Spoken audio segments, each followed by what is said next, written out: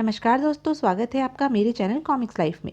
शुरू करते हैं अनिल मोहन द्वारा लिखा गया देवराज चौहान सीरीज का एक और रोमांचक उपन्यास भूखा शेर। पार्ट 11। वह आठों गार्ड सबके बीच में से गुजरते गत्ते की बनी मजबूत पेटियां उठाए बाहर निकलते चले गए। पंचम खेड़ा और सुनील मजूमदार अर्जुन नाथ के करीब जा ठिठके। तुम लोग अपने हथियारों को दूर गिरा दो, अर्जुन नाथ ने जुआ घर के गार्डों को खतरनाक लहजे में कहा। गार्डों ने फौरन अर्जुन नाथ के आदेश का पालन किया। हम लोग जा रहे हैं, अर्जुन नाथ चीखा। हमारे जाने के बाद 2 मिनट तक कोई भी अपनी जगह से नहीं हिलेगा, वरना वह अपनी मौत का खुद जिम्मेदार होगा। कोई कुछ न बोला। वहां मौत का सन्नाटा छाया रहा।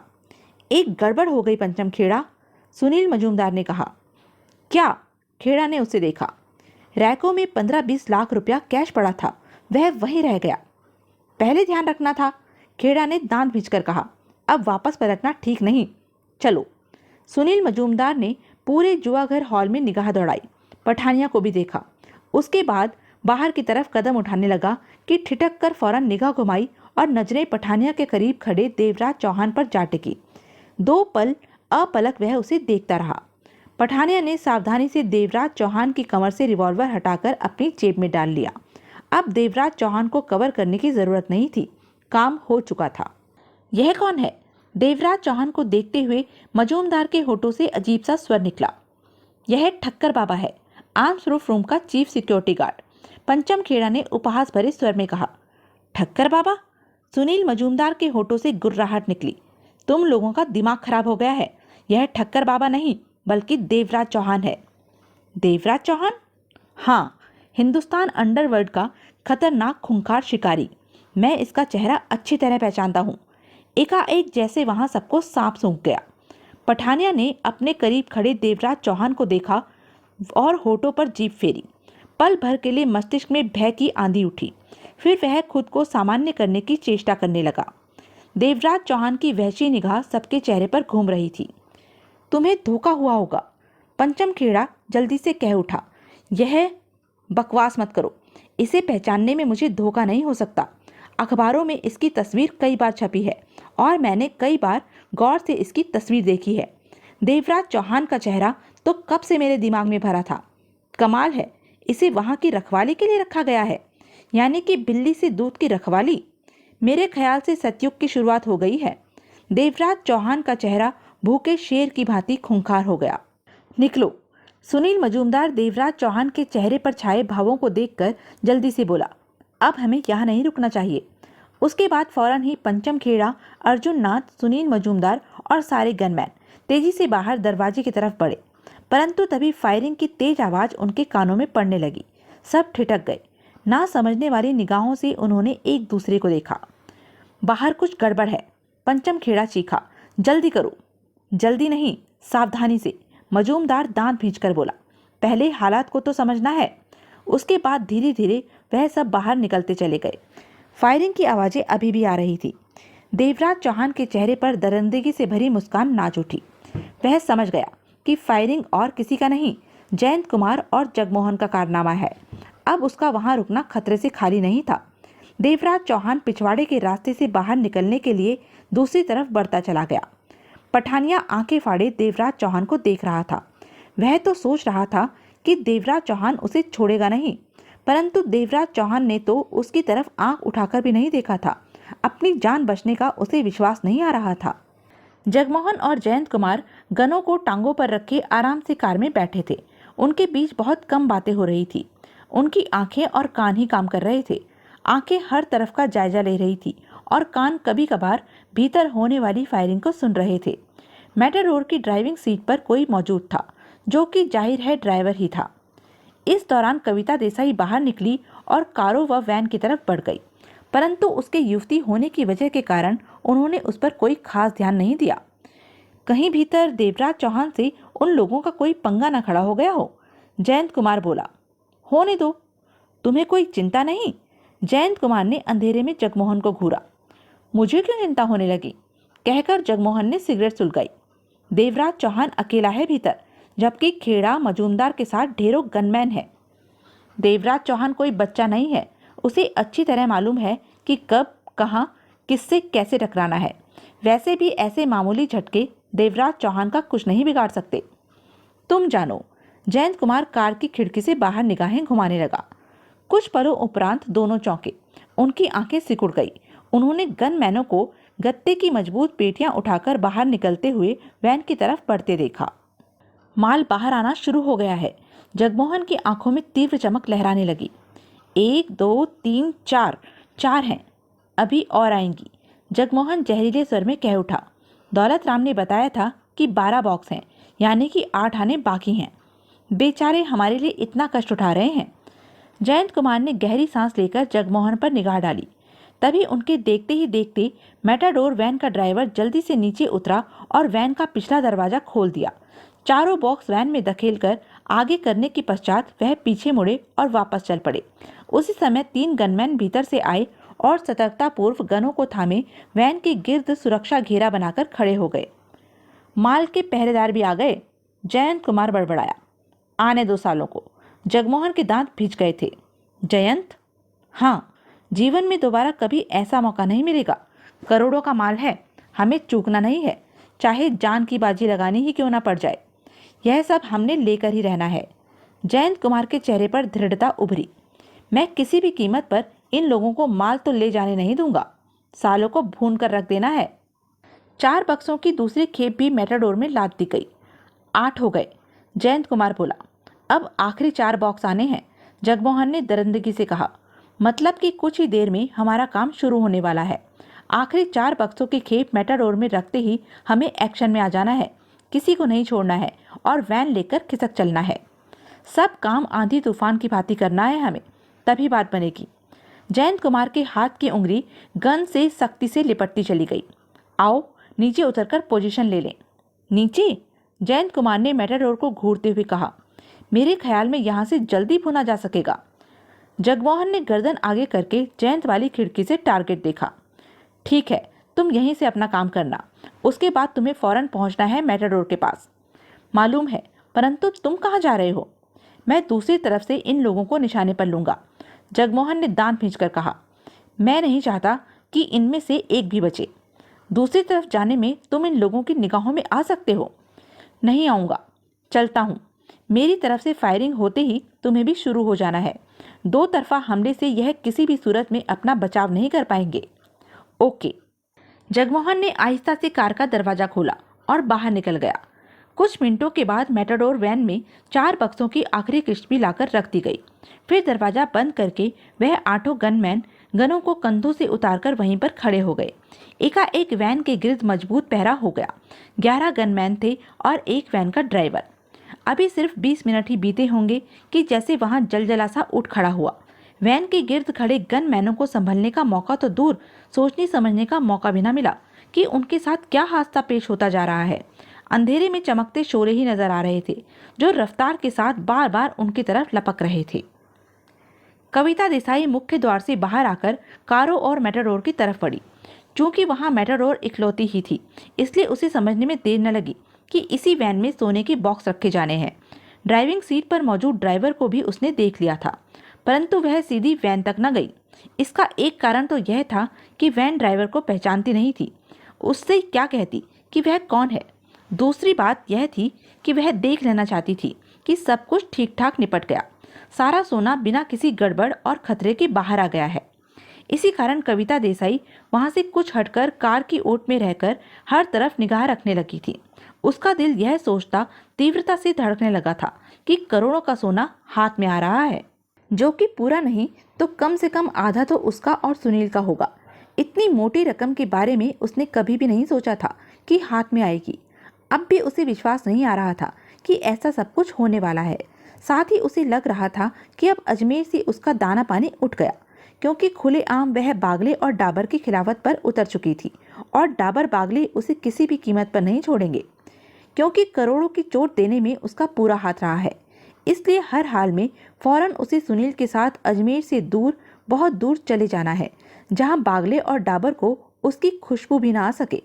अपना नाम और हुलिया भी बदलना पड़ेगा, इसी में उनकी सुरक्षा थी।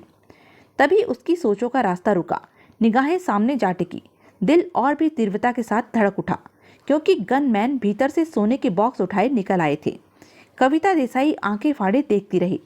वह खड़ी रही और फिर 12 के 12 बॉक्स मैटाडोर वैन में रख दिए गए।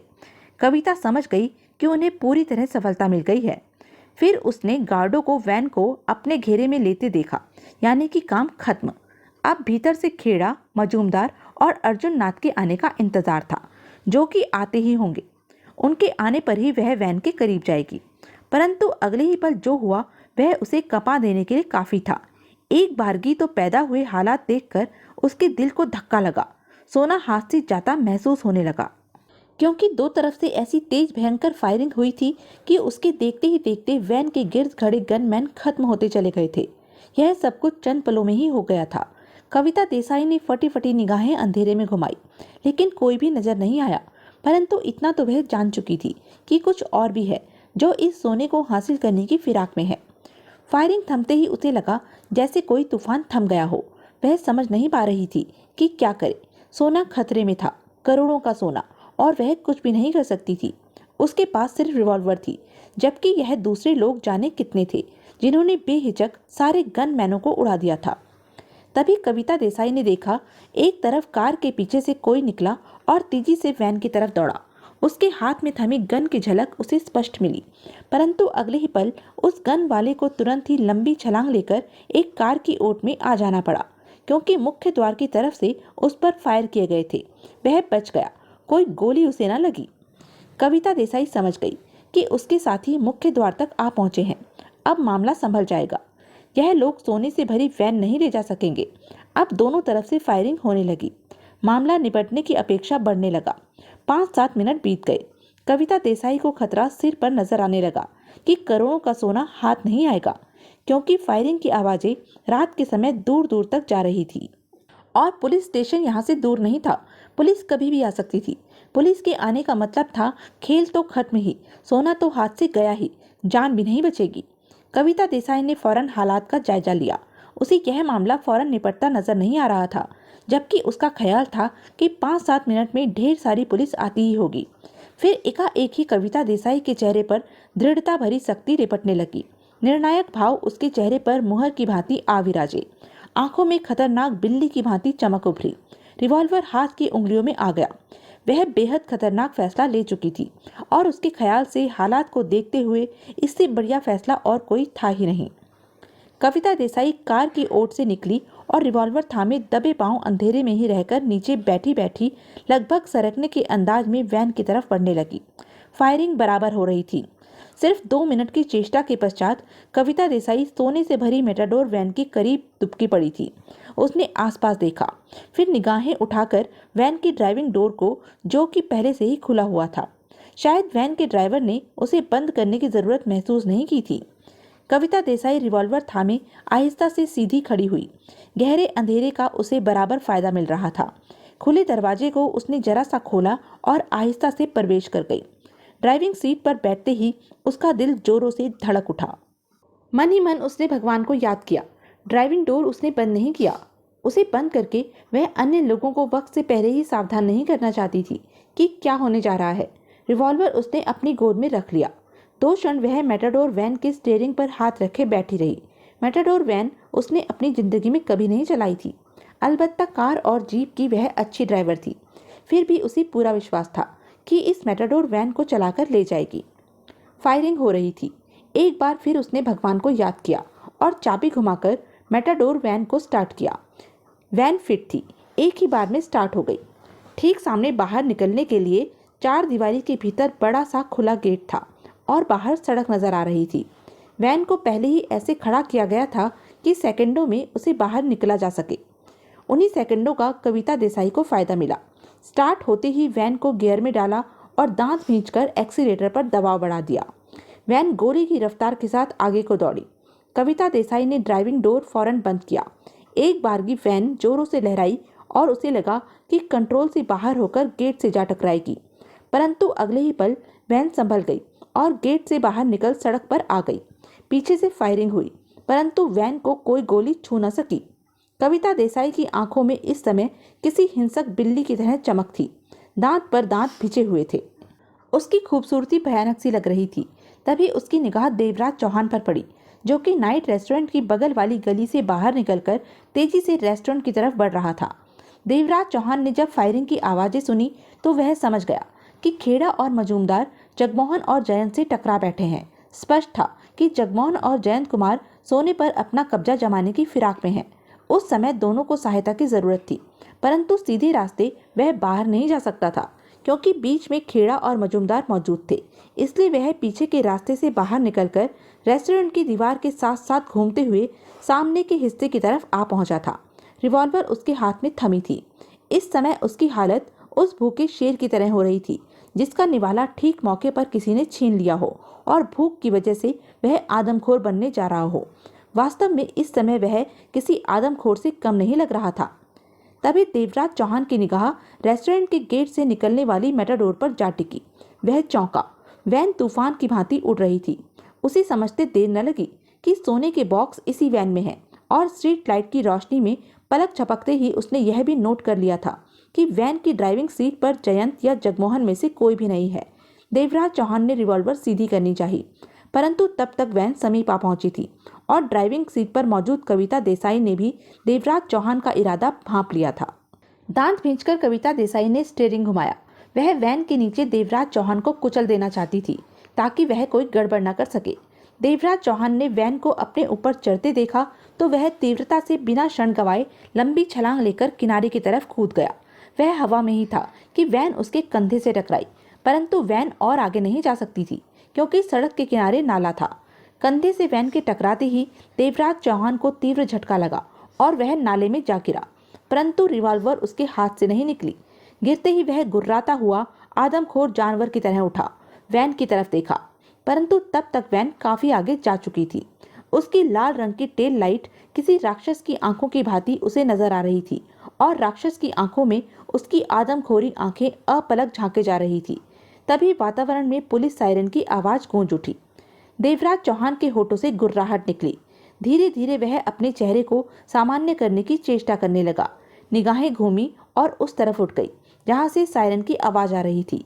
स्पष्ट था कि पुलिस आ रही है। भीतर भी फायरिंग बंद हो गई थी।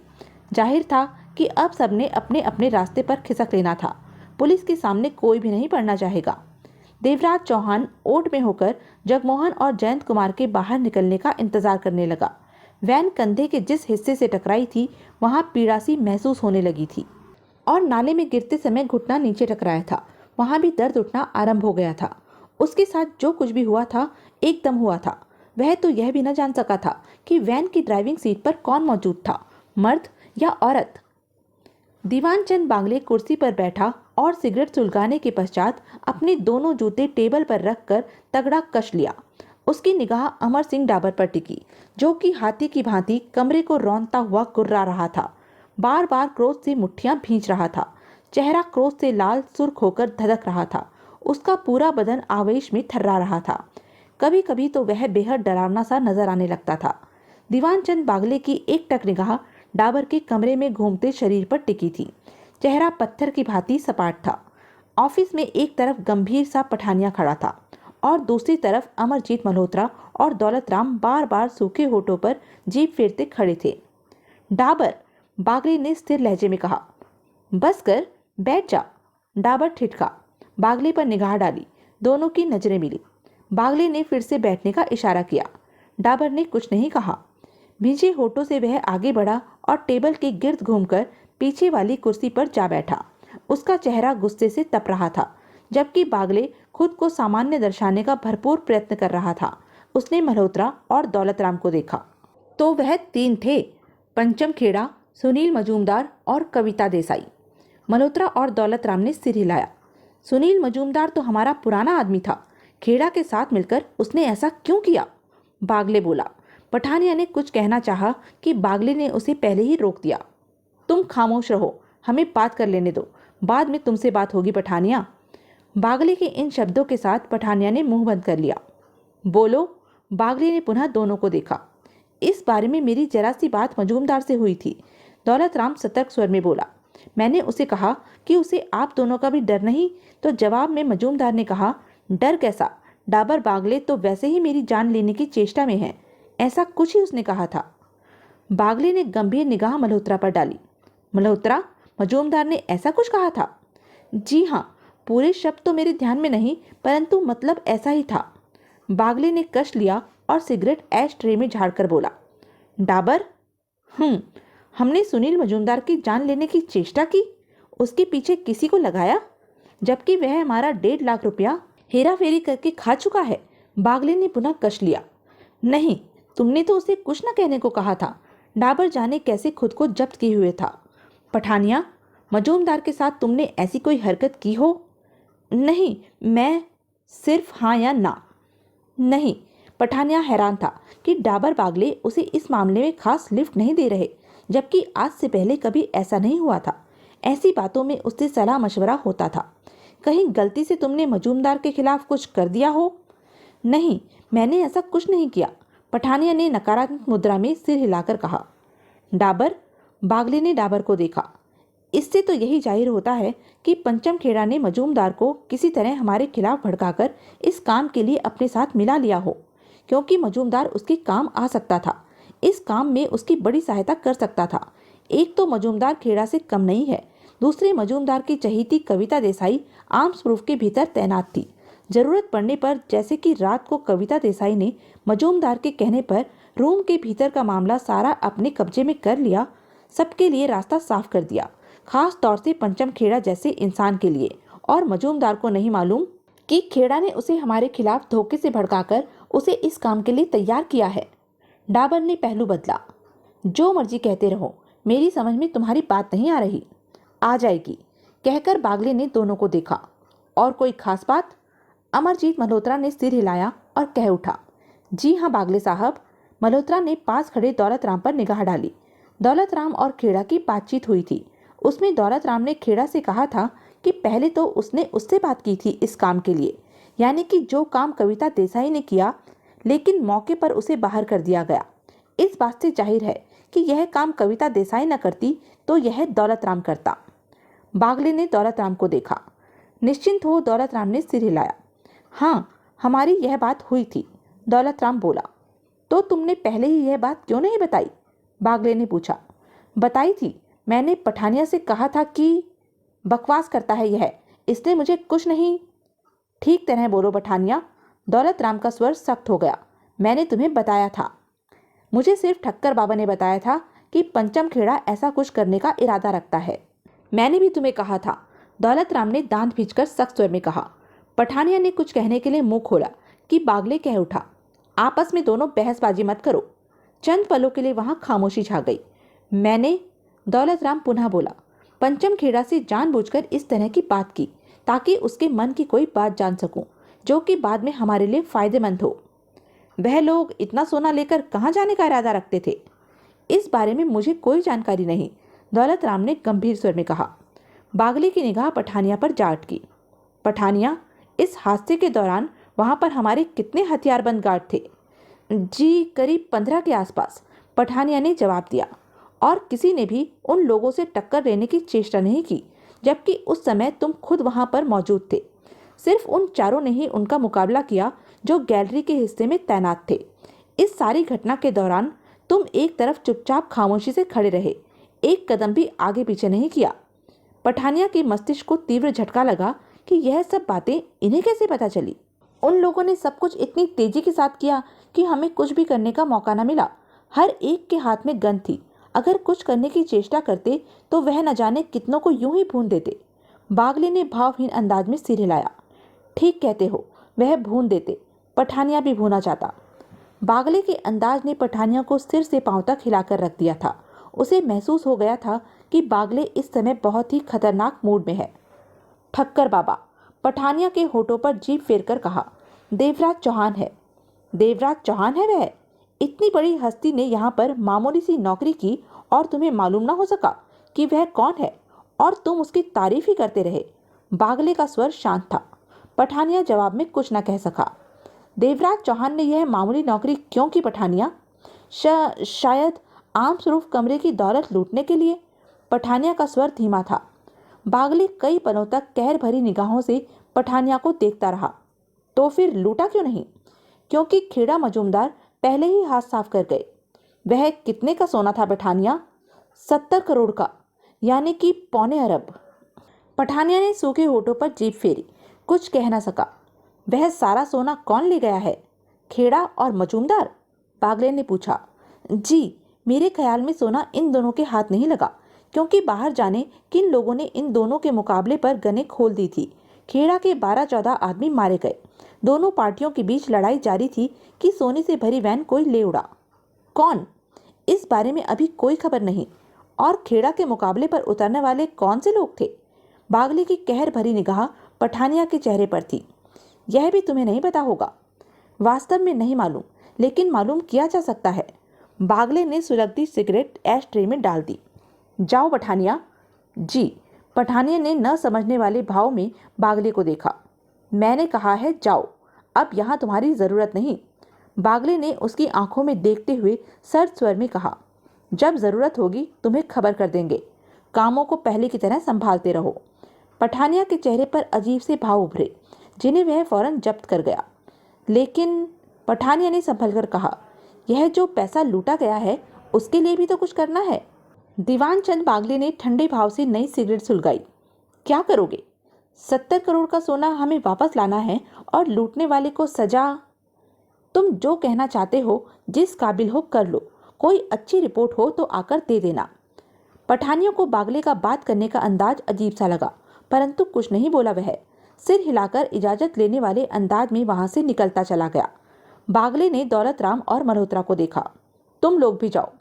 बागले के शब्द सुनकर कम से कम दौलत राम को तो हैरानी हुई। बागले और डाबर के शिकंजे से निकलना उसे कठिन लग रहा था, क्योंकि मल्होत्रा ने मुंह फाड़ दिया था। परंतु इस प्रकार जान छूटते पाकर दौलत राम को विश्वास नहीं आया। बागले और डाबर के अंदाज से लग रहा था जैसे 70 करोड़ का सोना जाने का उन्हें कोई खास गम नहीं है। और फिर मल्होत्रा और दौलत राम भी वहां से चले गए। उन दोनों के बाहर निकलते ही डाबर खड़े होकर बुरी तरह चिल्ला पड़ा। तुम पागल हो गए हो बागले, तुम्हारा दिमाग अब सठियाने लगा है। मैं उस हरामी के इतने टुकड़े करता कि भगवान भी न जोड़ पाता। तुमने इस प्रकार उसे जाने दिया जैसे वह तुम्हारा दामाद हो। आज जिंदगी में पहली बार मुझे लग रहा है कि हमारी पार्टनरशिप गलत रही।